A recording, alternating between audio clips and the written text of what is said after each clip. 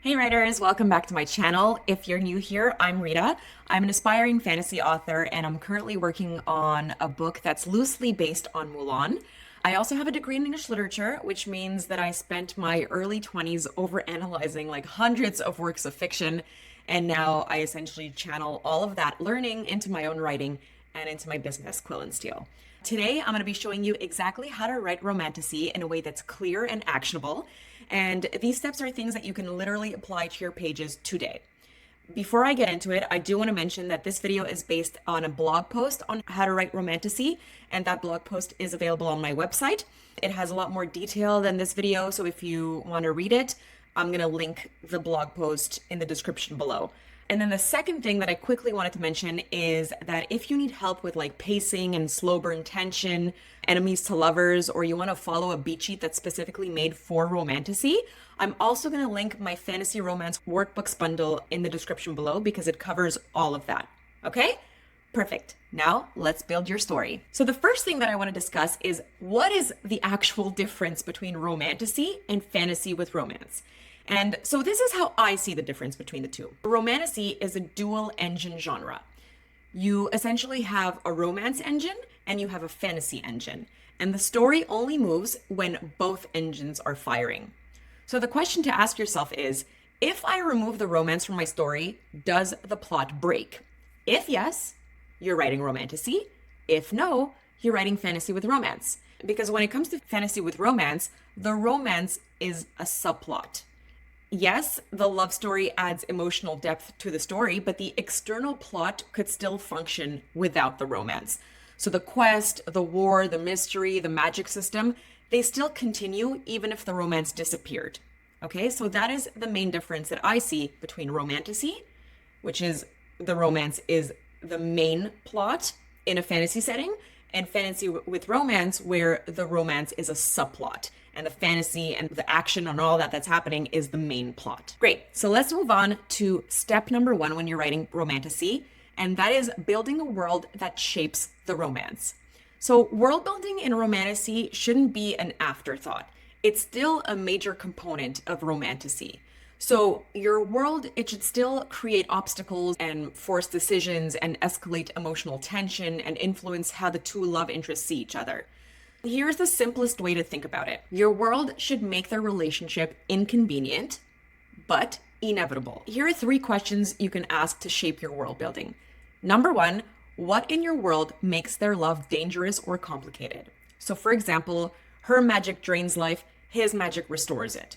Or their goals are politically incompatible. Or there's a prophecy that predicts that their union is going to destroy the kingdom. Okay? And then the second question you can ask is, what in your world forces them together? So for example, a magical bond or curse, a shared quest, a pact or an alliance. So those are the kind of things that can force them together, essentially. And then the third thing you can ask is, what part of the world will change because of their relationship? This is where you elevate it from just a love story to a Romantasy. The romance should be affecting something about the world, whether that's the magic system, the politics, the world stakes, or even the cosmic balance. Here's a mini exercise that you can use tonight. Write 1 paragraph answering, how does my world actively interfere with the romance? If your answer is weak, it means that the world tension is too low. So step 2 when you're writing Romantasy is building characters that your readers are rooting for. So for this exercise, let's forget the plot for a second, okay? So Romantasy readers usually fall in love with the people in your story, not necessarily the events. So they want to see interesting, awesome characters that are interacting and coming together. And there are 3 things you need to build these types of characters. Number 1, you need a character wound. So what hurts them? They need scars, whether that's emotional scars or literal scars, that shape how they love. So here are a few examples of character wounds. One of them could be abandonment, which leads to fear of attachment. Another could be betrayal, which leads to fear of vulnerability. Another could be powerlessness, which leads to fear of losing control. So these wounds create the conflict inside the romance. The second thing you need to build an awesome character is a desire that drives the plot and clashes with the romance. So strong romantasy characters, they always want something outside of the love story. This can be revenge, freedom, a throne, the safety of a sibling, or anything else that pushes the plot forward. What matters is that this external desire does not sit neatly beside the romance. It should create pressure. It should force the character to make choices where pursuing the goal makes the relationship harder, and pursuing the relationship puts the goal at risk. Okay? And then the third thing that you need is chemistry based on friction, not just aesthetics. So in a romantasy, chemistry comes from two characters whose values, beliefs, or instincts clash in meaningful ways. So think of an idealist paired with a cynic, or someone who's duty-bound paired with someone rebellious, or a healer paired with a destroyer. So the pull between them is not about looks. I mean, obviously it is a little bit about looks. Romantasy readers, they love a hot couple.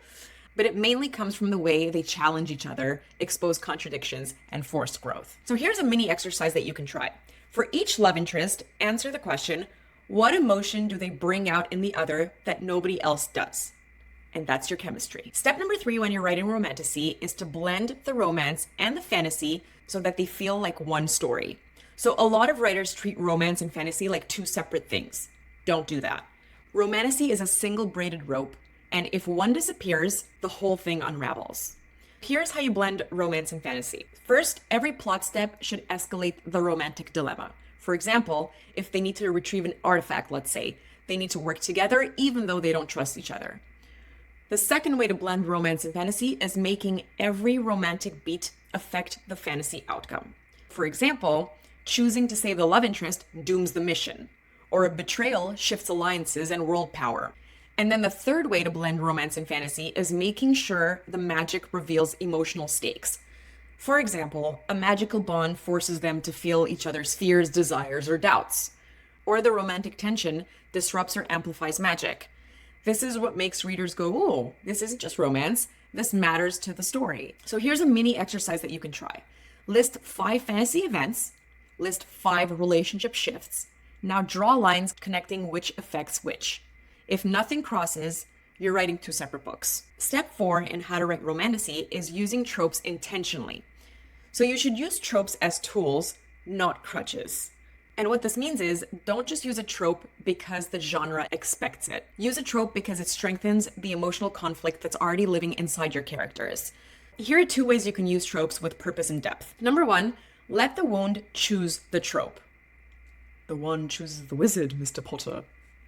Okay, moving on. A character wound drives their fears, defenses, and patterns. So the right trope should press directly on that wound. For example, an abandonment wound creates slow burn, or a moral wound creates enemies to lovers. A duty wound can create forbidden love. So it's not random pairing, you're essentially matching a trope to the internal pressure point that will create the strongest emotional reaction. If the trope makes your character uncomfortable or exposes something they don't want to confront, that's the right trope. And another thing that you can do is you can pair tropes to intensify the tension. So the key is to choose combinations that put characters into situations that challenge their values and force them into conflict. Here are a few examples. Let's say there's enemies to lovers, forced proximity. Or you have fated mates, resistance to the bond. Or there's the chosen one trope, you can pair that with a love interest who's meant to kill them. And these pairings work because they attack the characters from 2 different angles. The situation tightens around them, and their internal fears push back. And that tension is what creates momentum in romantasy. Actually, I have a quick question for you. What romantasy trope are you absolutely feral for right now? Is it slow burn? Is it enemies to lovers? Is it forced proximity? Yes, those are some of my favorite tropes. Tell me in the comments below, because I genuinely love seeing what everyone is obsessed with. Now, step number 5 in how to write romantasy is pacing. And pacing is where romantasy drafts can fall apart, especially in the middle.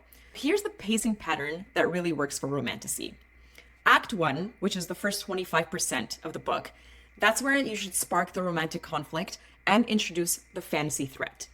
Act 2A, which is the next 25% of the book, that's where you deepen emotional tension and you escalate fantasy consequences. So it's also where the midpoint shift is, and this is where there's a reveal or a betrayal that changes how they see each other. And then there's Act 2B, which is the next 25%, and this is where there's the black moment. And that's where both the romance and the fantasy feel doomed. And then the last act, Act 3, which is the last 25% of the novel, but this is where there's an intertwined climax. So there's the fused emotional plus plot payoff. Just as a side note, if you want all of these Romantasy beats mapped out for you already, it's part of the Romantasy beat sheet that is part of the bigger fantasy romance workbooks bundle that I have linked in the description below. So if you want to check that out, go ahead and click that link and you'll see the 3 Romantasy templates that are part of that bundle, including the Romantasy beat sheet. All right, and for step 6, let's talk about how to end your Romantasy. So here's the reality. In Romantasy, readers generally expect either an HEA, so happily ever after, or HFN, happy for now, by the end of the series. So it's not necessarily at the end of book 1, not necessarily a Sunshine Rainbows tie-up. Okay, but there needs to be an emotionally satisfying conclusion eventually. Why? Because Romantasy is still romance forward, and romance readers want payoff. But having said that, Romantasy is still more flexible than just strict romance. Because the fantasy genre is mixed in, you can play with like sacrifices or consequences or open-ended political outcomes or temporary separations or even like characters losing powers or their homes or their titles, but still choosing each other. Fantasy gives you room for that kind of flexibility as long as the emotional arc feels earned. This is how you can build an ending that truly lands. First of all, make the fantasy climax and emotional climax collide. They should peak together, not in separate chapters. For example, as the heroine confronts the corrupted king, she finally admits that she's terrified of losing the hero, and that fear becomes the exact emotional breakthrough that unlocks her magic and defeats the king. Just an example. You also need to make the characters pay a price.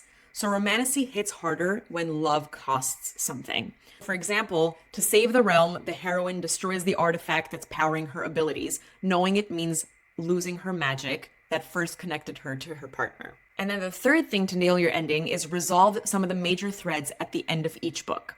Even if it's bittersweet, it needs to feel intentional. For example, if you're writing a series, the final chapters should resolve the book-specific conflict. So the heroine escapes the tyrant mage, exposes the traitor inside the palace, and protects the magical relic from being stolen. Okay, but the larger rebellion, the prophecy, and her growing bond with the hero can remain unresolved, setting up for the following book. If you're only writing one book, all major threads have to be resolved by the end of that book. The fourth way to nail your ending is to deliver emotional closure. So readers want to feel that the relationship meant something, even if the ending isn't cotton candy sweet. For example, even if they can't be together yet, the love interests exchange a quiet, like meaningful moment. I'll make my way back to you kind of thing. The fifth way to end your Romantasy, and I touched on this just before, is saving the ultimate happily ever after or happy for now for the series finale. This keeps readers hooked while still respecting the genre's romantic promise. For example, book 1 ends with them still alive, as allies and on the same side, but separated or facing a new threat. Book 3? They finally defeat the big bad and they choose a future together. The only rule is that your ending must feel earned and emotionally complete, whether that's happy, bittersweet, or somewhere in between. Now I want to discuss some mistakes to avoid when you're writing Romantasy. Mistake number 1 is overbuilding the world. Having like 12 countries and 17 magic systems is not going to save a flat romance. Readers invest in the relationship first, so every piece of world building should create pressure, reveal vulnerability, or shape how the love interests collide. If the world does not affect the couple, it's just noise. Mistake number 2 is insta-love that's disguised as fated mates, okay? Because fated mates does not mean instant emotional readiness. Characters still need fear, resistance, attraction, and conflict. So the bond can exist in chapter 3, but the trust and intimacy, those need to grow from choices, not destiny alone. Mistake number 3 is that the romance and fantasy feel like 2 different books. And I touched on this before, but this happens when the plot problems never touch the emotional problems. So the solution is to braid them together. A fantasy event should shift the relationship, and a relationship shift should raise the stakes in the fantasy plot. If they do not influence each other, they're separate stories. Mistake number 4 when you're writing Romantasy is having tropes without a twist. So using a trope is not enough. Readers want the promise of the trope, but they also want to feel like your version could only happen in your world. So the twists, they don't have to be huge. They only need to reveal something unexpected about the characters or the situation. Mistake number 5 when writing Romantasy is having a saggy middle. So the middle collapses when nothing forces the relationship to evolve. Add a midpoint shift that changes how they see each other, raises the emotional stakes, or exposes a truth they were avoiding. The second half of the story needs new tension, not repetition. And mistake number 6 when writing romantasy is having a climax that solves the fantasy but ignores the romance. So if the final battle or reveal resolves the external plot but leaves the relationship untouched until the last page, the ending is going to feel hollow. So the emotional payoff and the plot payoff should peak together. And that's all I have for today's video on how to write romantasy. I hope that you all enjoyed it. And if so, please don't forget to subscribe to my channel. I create new videos on fantasy writing, plotting, world building, character development, and even tools that you can use to make all of this a lot easier for you. Thanks again for sticking around, and I'll see you next time. Bye.